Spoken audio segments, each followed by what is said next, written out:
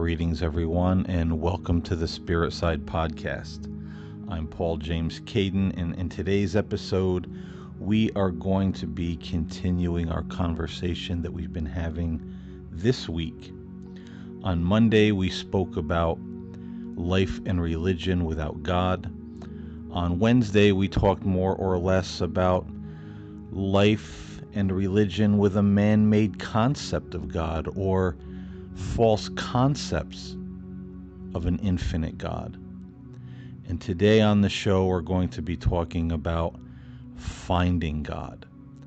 How can we really find God in our lives? How can we find peace and faith and some kind of assurance that God is, and that this infinite being is a part of our lives, watching over our lives, and that we can depend on Him and experience this great being that we call God, that created all things.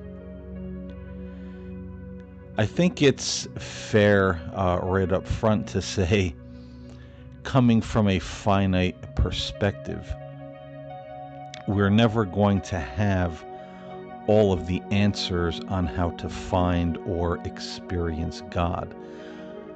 There's a lot of books out there. There have been for many, many years now, telling us how we can experience God, become God, take part in the ascension, become, essentially gods upon the earth, creating our own reality. And, there's people that try all of these things and get little to no results, and they get disappointed. They think that they're doing something wrong because it's not quite working out the way that it should for them.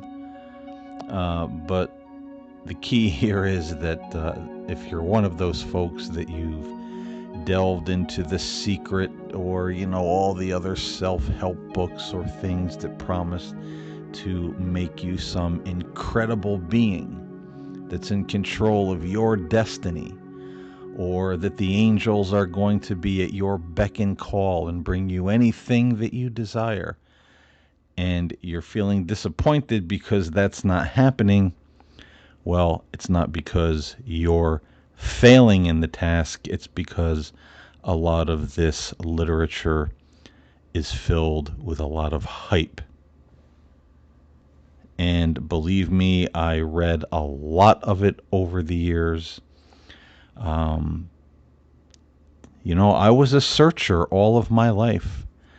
And, I went everywhere from, the Word of Faith with, Kenneth Copeland and Kenneth Hagin and Creflo Dollar and all those guys, until it really started to go sour with the over prosperity gospel message. And, I was really out at that point.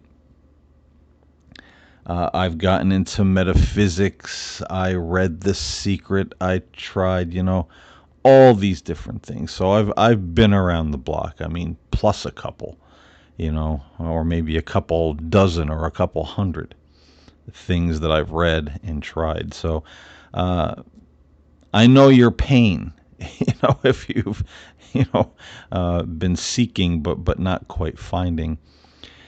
And the same can be said for our religious scriptures.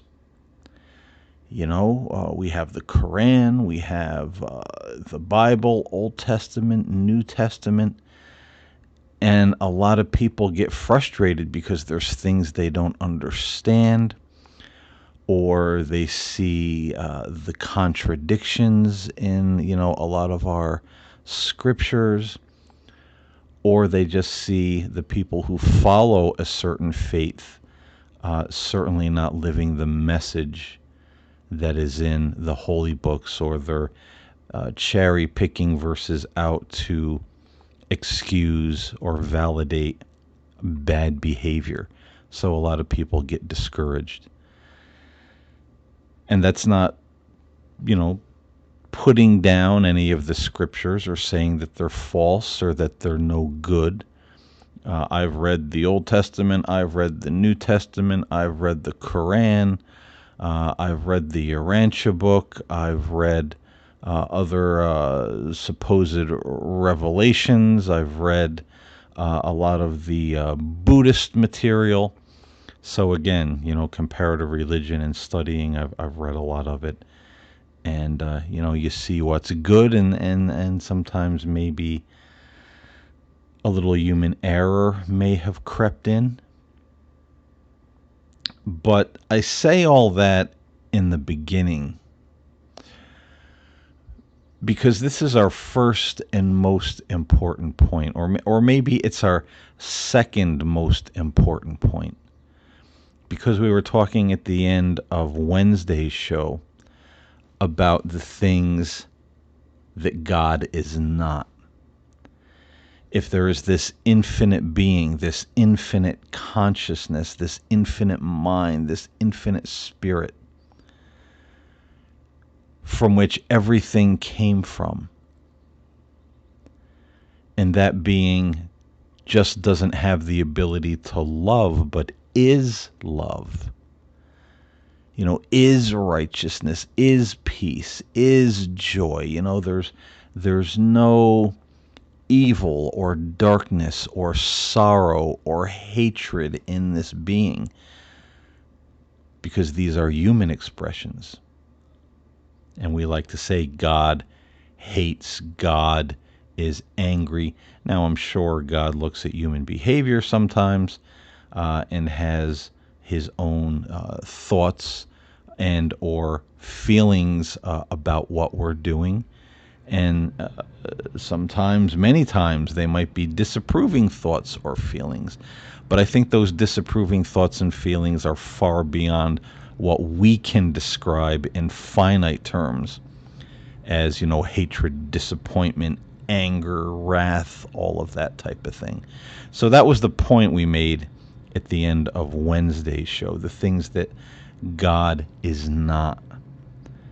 That he's not a man. He's not some guy with a beard, on a throne with a crown on his head. These depictions of God and these depictions of Jesus that came out of our, artistic renditions based on biblical passages really gave us a distorted view of what God is. But he's not some guy hanging out on a throne with his scepter, King God. He's such a being would be so much more than we could even comprehend, and especially when it comes to love and righteousness and goodness and peace and being void of all evil and darkness and human fallibility. And so we talked about, all of that negating our religious hatred and the way that we perceive God and the way we act toward other people because of that perception of God that we have. So now this, I guess, the second big point to make here, and I guess this is a 2-in-1. What do they call that? A twofer? But when it comes to finding God, people generally seek in one of two ways. They look to find God or everything about God in a book. Or they look for another human being, a priest, a minister, a yogi, a guru, whoever it might be. They look for another person to tell them everything they need to know about God, or to be God-like, or to be pleasing to God, or how to worship God. Now, when it comes to the issue of books, we see a lot of people It's like the books almost become a fetish, because there are people who think that certain scriptures contain, between the covers of a book, everything we need to know about God and everything that we'll need to know. But that, my friends, is impossible. Think about just the infiniteness of such an infinite being. So much that we don't understand. As the Quran says, God is the creator of the worlds, plural. The Bible states God created the heavens and the earth and everything in between. We don't know what that is. Science now is talking about, other dimensions, other realities. We're looking at the whole UFO phenomenon. Where do they come from? Are they under the water? Are they from space? Are they interdimensional? Are they man-made? What's going on here? The universe is so much bigger than we can possibly comprehend, that stemmed from this infinite consciousness, this infinite spirit that we call God. How can we possibly think we know it all, or that we're going to get it all from a book? And then when we encounter these things that are unexplained, we either turn the blind eye, and you see a lot of people do this and say, well, that's not real because it's not mentioned in the Bible. It's not mentioned, in whatever scriptures, whatever holy book they read. Or they take the argument that, well, if it's not mentioned there, it must be demonic. So that's the two go-to arguments that people will have.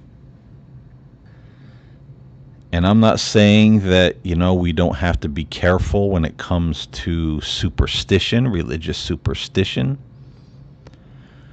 I'm not saying we don't have to be careful of what many call, evil spirits or demons. I mean, those things are out there.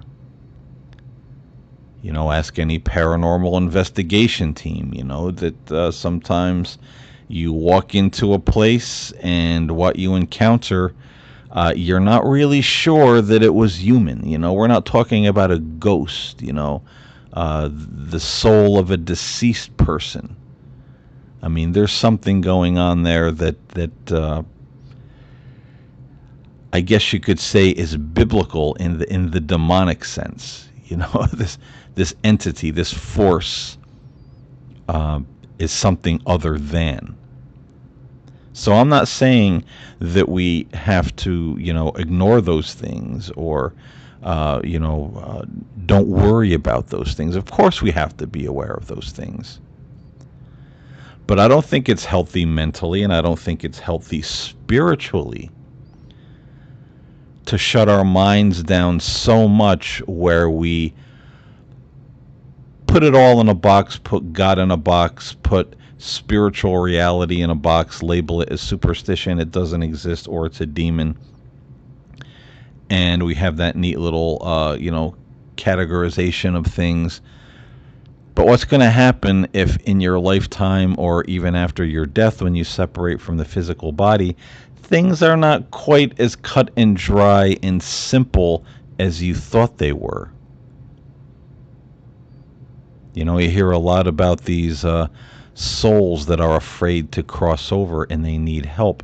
And some of them are said to be, when they were alive on this earth, very religious.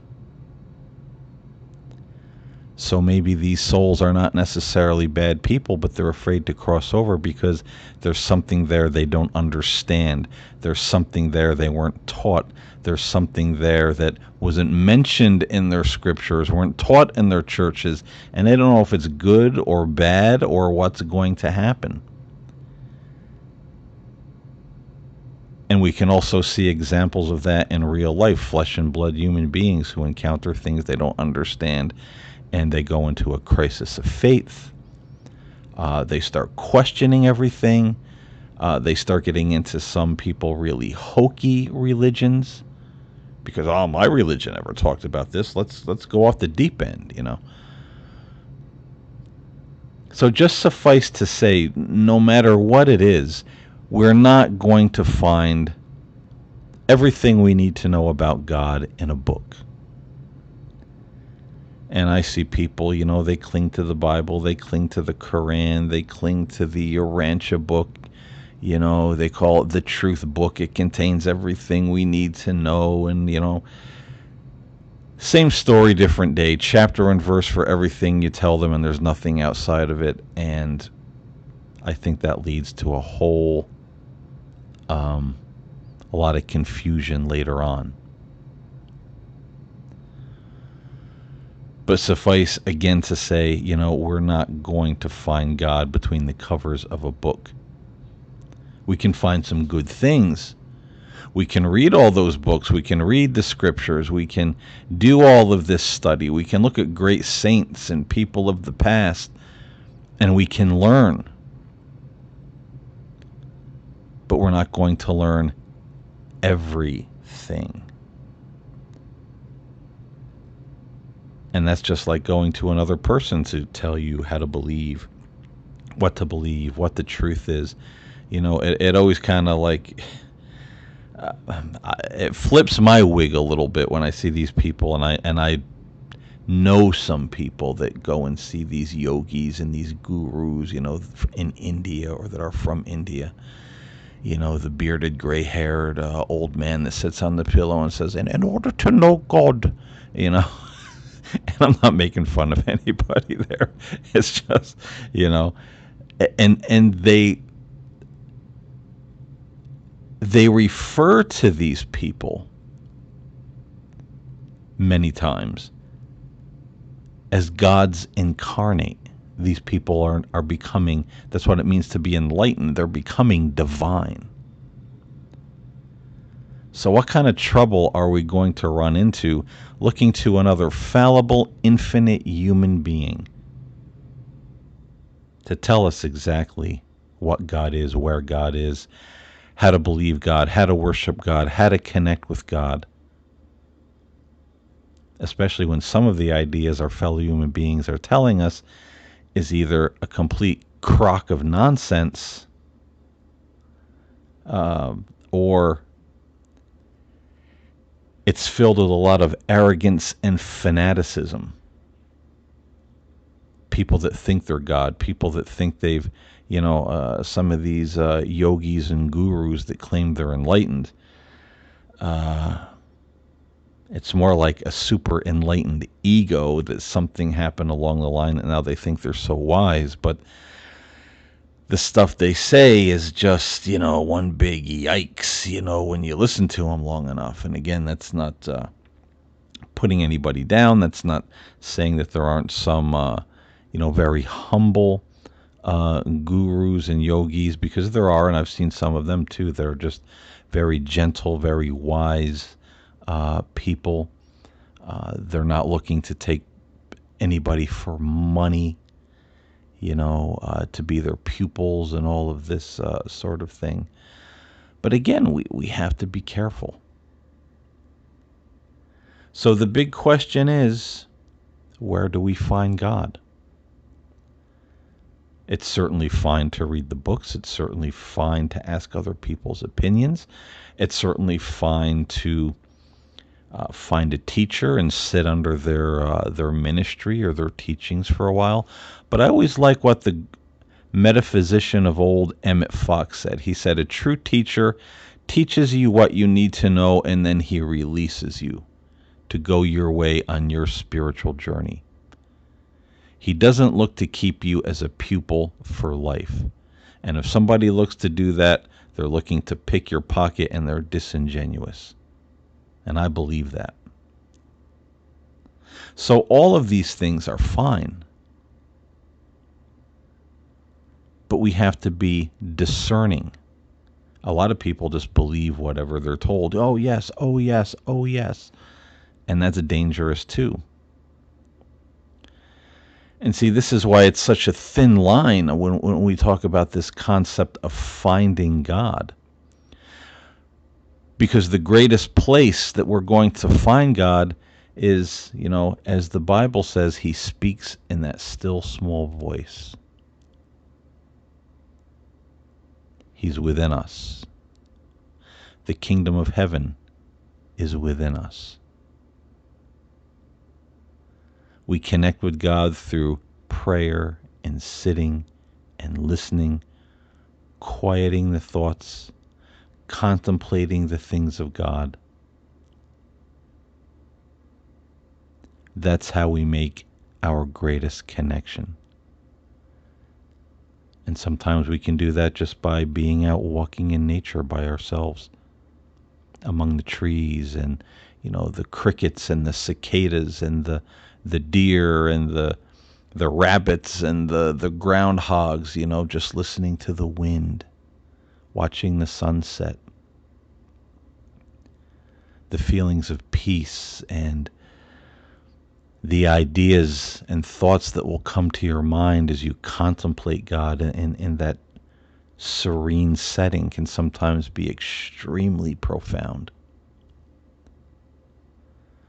And that's one thing that's written in the Urantia book that I certainly agree with, is that each of us must experience God for ourselves in order to know God as our Father and we as his children, because we're all unique and we all have that unique relationship. We're not supposed to be all clones like a lot of these churches and cults. We dress the same, we talk the same, we believe the same rhetoric. And anybody who doesn't, well, they're a heretic, and we gang up on them and, verbally abuse them, spiritually abuse them, and then disfellowship them. That's, not the way it's supposed to be. So communing with God within. And some people, they go on YouTube or they go to an MP3 store and they buy those brainwave tapes, that have the alpha waves with maybe the sounds of music or nature or ocean waves. And they listen for 10, 15 minutes, half hour, however long they have. Just close their eyes and let their brains cycle down, and then just talk to God. God, I'm here, I'm listening. Or God, there's something I want to talk to you about. Because it is true, when you are in that alpha state, and you can reach it naturally, but there's that cheat way now where people, listen to the brainwaves, the brainwave programs, and it does work. It absolutely does work. And the feedback that you'll get, the thoughts, the pictures, the words, the things that will come to you are just incredible. And of course, there are, other ways of going within and connecting with the divine spirit within. I mean, this is not a podcast to go through every single technique that might be out there, but there are many. And I think it's important to mention also that when you really connect with God, or sometimes, during those moments, you may become very aware of the presence of your guardian angel. And something, will be impressed upon your mind or your heart. And you just know, that I think that was my guardian angel. We just have this knowing, where that information is kind of coming from when we commune, because we're opening ourselves up essentially to heaven. But the thing that they always bring, or I should say the things that they always bring, is always peace, love, joy, serenity, balance, compassion, calmness, temperance. Never do they bring us a message that sends us off into strangeness, superstition, or fanaticism. And there again is that fine line, because you see some people, and I've talked to a number of them over the years. Yes, I started seeking God within. I started meditating. I started contemplative prayer, talking to God, then listening. And that's all well and fine. But then all of a sudden, comes the weird part. And then one day Jesus opened my eyes and I saw, all these demons in my backyard who have been there, since I started playing Atari when I was, back in 1982 when I was, 11 years old, or whatever the case may be. And Jesus showed me that, once we start getting into that sort of thing, or suddenly, God is showing me that, everybody in the government across the world, every politician and world leader is a reptilian. Once we start getting into that thing, that kind of thing, right there we know this is not God speaking to us. This is coming out of our own mind, our own subconscious, our own deeper thoughts. Something is rising up into our conscious mind that we're saying, oh, this must be the voice of God. So there has to be some parameters set. What is the voice of God and what is not?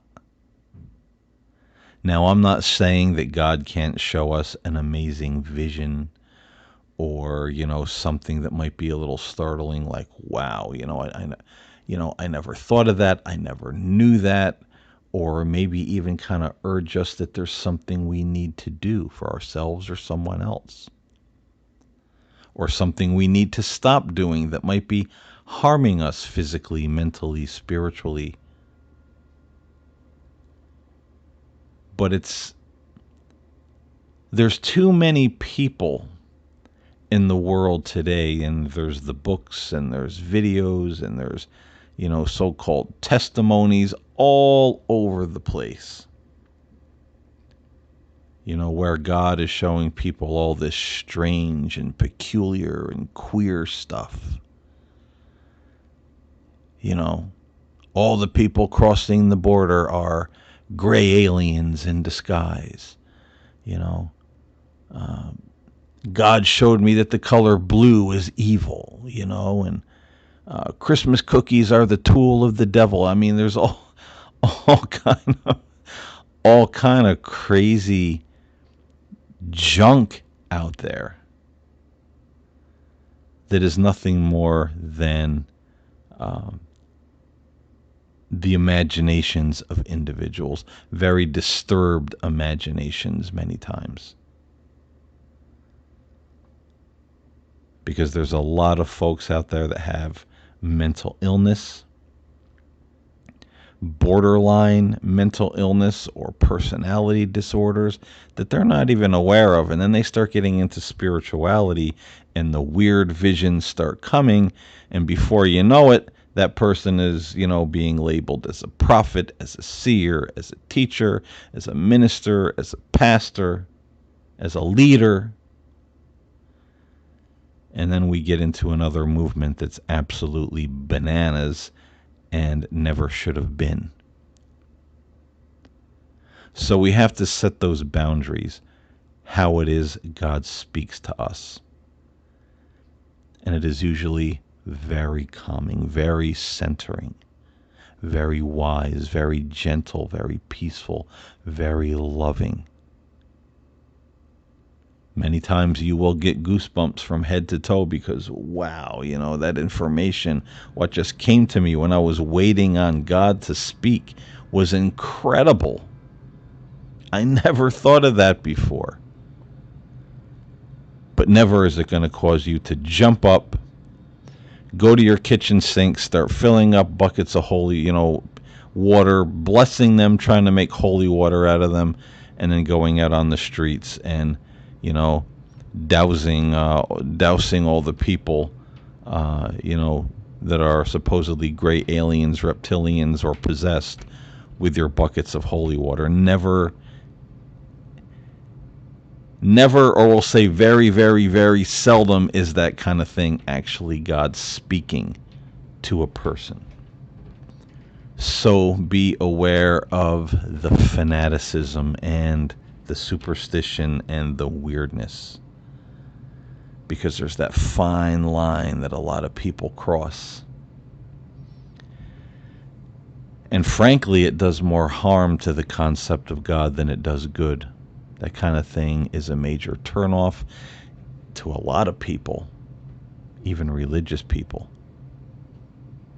And we're seeing a lot of people in this day and age who once upon a time were spiritual or were religious, looking at it all going, religion is for crackpots. I can't believe I believed any of this. Look at these people out there with their buckets of holy water saying, great winged demons are coming down from the heavens in their backyard because God showed them this in prayer and meditation. It's counterproductive for the person doing it and for those witnessing it. So we have to set those parameters, what the voice of God sounds like. So how do we seek God? We seek God mostly within, and there's no substitute for that. It could be through meditation. It could be through prayer. It could be through contemplative prayer, and there's a couple of ways to do that. One is just simply closing your eyes and asking God to speak, and then just waiting on God, quieting the thoughts, waiting for God to speak, waiting for what God wants to share with you. There's contemplative prayer in the way that you meditate on some aspect of God, maybe the life of Jesus, maybe a verse of Scripture, maybe something that God is love, God is peace, God is compassionate, God is just. There's many different ways to meditate upon aspects and characteristics of God, and then seeing what thoughts come back to you as you contemplate those things. Contemplative prayer, that's what it means, to contemplate in prayer. Sometimes in contemplative prayer, people have a dialogue. They pray, they close their eyes, they quiet themselves, and they begin. Hey God, I had a lousy day at work today. How can you help me? Hey God, I want to work on my temper. I feel like I'm too angry. I feel like I'm too scared. Whatever the case may be, please help me. You ask, you speak, and then you listen. Just like a conversation, you wait for God to speak and reveal. And sometimes it takes practice. Some people begin to get things right away that are very enlightening. Other people, it may take a while. And even the seasoned pro at this kind of seeking God within and contemplative prayer, sometimes you will have a session or a week of sessions where nothing really comes through. It just seems that God isn't drawing nigh.